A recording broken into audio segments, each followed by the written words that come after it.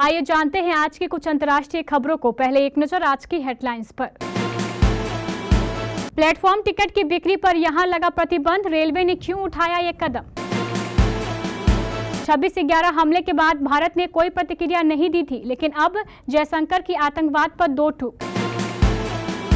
क्या सपा अभी भी कर रही महाविकास आघाड़ी के जवाब का इंतजार? अबू आजमी ने कह दी बड़ी बात। महाराष्ट्र विधानसभा चुनाव, शरद गुट में शामिल स्वरा भास्कर के पति फहाद। कानपुर से जिम ट्रेनर को दृश्यम मूवी देखकर आया था डीएम हाउस कैंपस में महिला का शव दफनाने का आइडिया। कोई सरकारी एजेंसी नहीं करती वीडियो कॉल, डिजिटल अरेस्ट पर पीएम मोदी ने देश को किया आगाह। इजरायली हमले पर ईरान ने दिखाए तेवर, खामनेई बोले दुश्मन नहीं जानता हमारी ताकत। ताइवान पर अमेरिका के एक फैसले ने चीन को दिया 33,000 वोल्ट का झटका। माफी मांग ले सलमान खान, बदमाश आदमी है लॉरेंस, बोले राकेश टिकैत। और पुणे टेस्ट में हार के बाद टीम इंडिया से अलग हुए रोहित और विराट। अगर आप दिवाली या छठ पूजा पर घर जाने वाले हैं तो यह खबर जरूर देख ले। कहीं ऐसा ना हो कि स्टेशन पर पहुंचने के बाद आपको परेशानी उठानी पड़े। त्योहारों की वजह से स्टेशन पर यात्रियों की भीड़ बढ़ रही है, लेकिन अब लोगों को प्लेटफॉर्म टिकट नहीं मिलेगा। रेलवे ने प्लेटफॉर्म टिकट की बिक्री पर प्रतिबंध लगा दिया है। सेंट्रल रेलवे ने रविवार से प्लेटफॉर्म टिकटों की बिक्री पर अस्थायी प्रतिबंध लगा दिया है। रेलवे के इस कदम का उद्देश्य प्लेटफॉर्म पर भीड़ को कंट्रोल करना और स्टेशन परिसर के भीतर यात्रियों की सुचारू आवाजाही सुनिश्चित करना है। हालांकि वरिष्ठ नागरिकों और चिकित्सा संबंधित जरूरत वाले लोगों को इन प्रतिबंधों से छूट दी गई है। सेंट्रल रेलवे ने कहा है कि आज से लेकर 8 नवंबर तक छत्रपति शिवाजी महाराज टर्मिनल, दादर लोकमान्य तिलक टर्मिनल, थाने, कल्याण, पुणे, नागपुर समेत प्रमुख स्टेशनों पर प्लेटफॉर्म टिकटों की बिक्री पर प्रतिबंध रहेगा। यह प्रतिबंध दिवाली और छठ पूजा में बढ़ती भीड़ पर नियंत्रण करने के लिए लगाया गया है। यह प्रतिबंध अस्थायी है।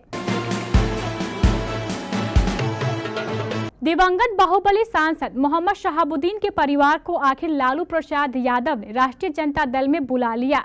क्यों हुआ ऐसा, यह समझाने के लिए बहुत पीछे जाना होगा। इसी साल की राजनीतिक गतिविधियों के कारण यह परिणाम सामने आया है। मोहम्मद शहाबुद्दीन की पत्नी हिना शहाब और बेटे उस्मान शहाब की राजद में वापसी के बाद भाजपा ने साफ कहा है कि लालू प्रसाद यादव की पार्टी का काम बाहुबलियों के बगैर नहीं चल सकता है। तो क्या सिर्फ यही कारण है? ना, सिर्फ यही नहीं। यह एक कारण कहा जा सकता है, लेकिन उससे भी बड़ा कारण है प्रशांत किशोर की राजनीति में एंट्री। इन दोनों कारणों के साथ एक और बात तय हो गई है कि तेजस्वी यादव की चाहत पर लालू प्रसाद यादव की नीति आज भी ज्यादा भारी है। हिना शहाब और ओसामा साहब अरसे से परेशान रहे हैं। शहाबुद्दीन के इंतकाल के बाद से ही महागठबंधन सरकार थी, तब भी परेशान थे। उम्मीद थी लेकिन कोई मदद नहीं मिल रही थी। हिना कभी कहती कि राजद ही मेरा घर है, तो कभी कह रही थी कि हम सिवान की जनता के हिसाब से फैसला लेंगे। समाजवादी पार्टी के प्रदेश अध्यक्ष अबू आजमी ने महाविकास आघाड़ी के लिए सोशल मीडिया पर एक संदेश जारी किया है। अबू आजमी ने कहा है कि समाजवादी पार्टी नहीं चाहती है कि महाराष्ट्र में सेकुलर वोटों का बंटवारा हो। सपा अभी भी महाविकास आघाड़ी के जवाब का इंतजार कर रही है। अबू आजमी ने एक्स पर लिखा, सपा राष्ट्रीय अध्यक्ष अखिलेश यादव जी ने कहा है कि महाराष्ट्र में सपा की पहले पूरी कोशिश रहेगी कि सपा गठबंधन के साथ चुनाव लड़े। अगर गठबंधन सपा को साथ नहीं रखना चाहती है तब सपा वहीं से चुनाव लड़ेगी जहां उसका संगठन मजबूत है, और वहीं से चुनाव लड़ेगी जहां से संगठन को नुकसान ना हो। साथ में उन्होंने ये भी कहा है कि राजनीति में त्याग की कोई जगह नहीं है। महाराष्ट्र विधानसभा चुनाव को लेकर सरगर्मी तेज होती जा रही है। किस सीट से किस नेता को टिकट मिलेगा, इस पर घमासान जारी है। इसी बीच शरद गुट के नेता जयंत पाटिल ने कहा है कि अभिनेत्री स्वरा भास्कर के पति फहाद अहमद अब हमारी पार्टी एनसीपी में शामिल हो गए हैं। उन्हें अजीत गुट की उम्मीदवार सना मलिक के खिलाफ अनुशक्ति नगर सीट से चुनावी मैदान में उतारा गया है। अनुशक्ति नगर से शरद गुट के उम्मीदवार फहाद अहमद ने एक निजी चैनल से बातचीत बातचीत में कहा है कि लोकतंत्र है, यहाँ भाई भतीजावाद नहीं चलेगा। नवाब मलिक ने निर्वाचन क्षेत्र में काम नहीं किया है, उनकी बेटी सना मलिक को अपने नाम पर चुनाव लड़ना चाहिए। फहाद ने कहा है कि 29 अक्टूबर को कन्हैया कुमार, स्वरा भास्कर और अन्य लोग मेरा नामांकन दाखिल करने आएंगे। उत्तर प्रदेश के कानपुर में जिम ट्रेनर ने महिला की हत्या कर उसका शव डीएम हाउस कैंपस में करीब 4 महीने पहले दफन किया था। उसको ये आइडिया अजय देवगन की मूवी दृश्यम देखकर आया था। दरअसल जिम ट्रेनर ने दृश्यम फिल्म के दोनों पार्ट पहले ही देख रखे थे।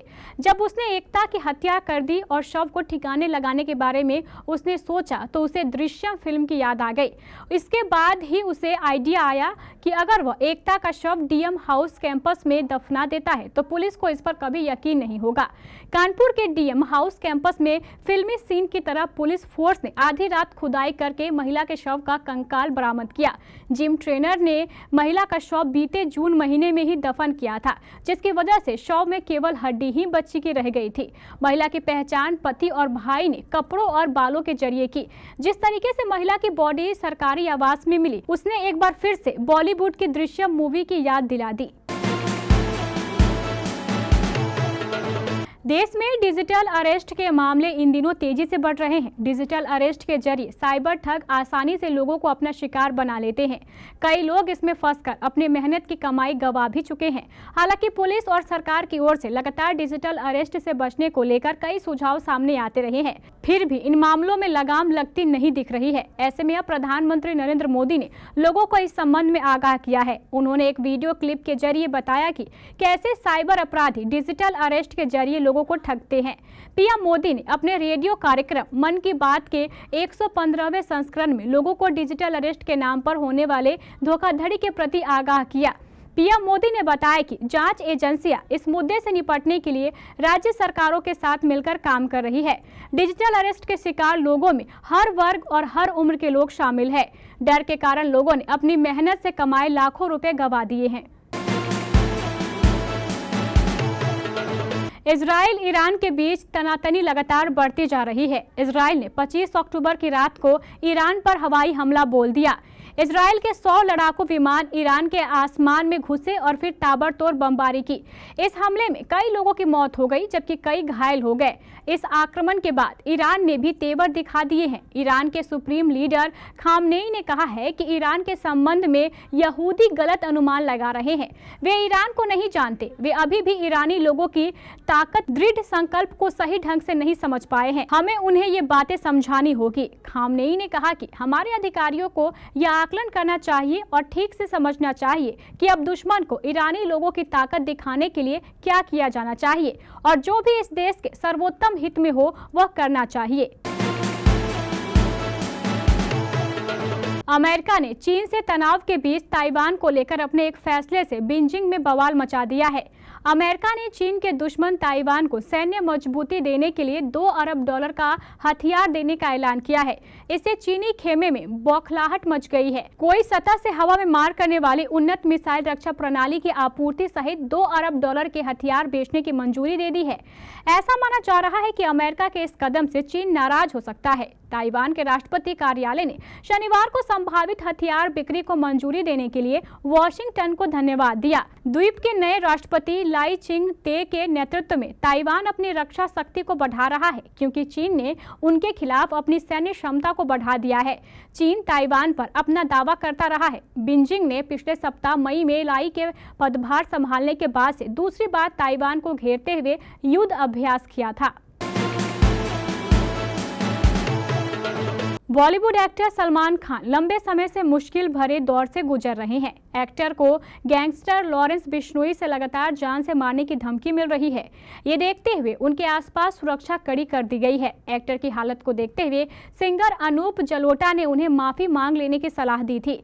वहीं अब किसान नेता राकेश टिकैत ने भी सलमान से बिश्नोई समाज के आगे झुकने की बात कह दी है।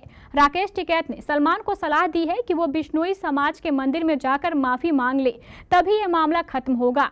राकेश ने लॉरेंस बिश्नोई को बादशाह आदमी कहते हुए कहा कि यह समाज से जुड़ा हुआ मामला है। सलमान खान को मंदिर जाकर माफी मांग लेनी चाहिए, नहीं तो जेल में बंद आदमी पता नहीं कब टपका दे। बदमाश आदमी है वो। न्यूजीलैंड के खिलाफ टीम इंडिया को पुणे टेस्ट मैच में 113 रन से करारी हार का सामना करना पड़ा। इस हार के साथ ही टीम इंडिया 3 मैचों की सीरीज में 2-0 से पिछड़ गई। दूसरे टेस्ट में मिली हार से टीम इंडिया के कप्तान रोहित शर्मा काफी निराश थे। वहीं विराट कोहली भी बल्लेबाजी में पूरी तरह से फ्लॉप रहे।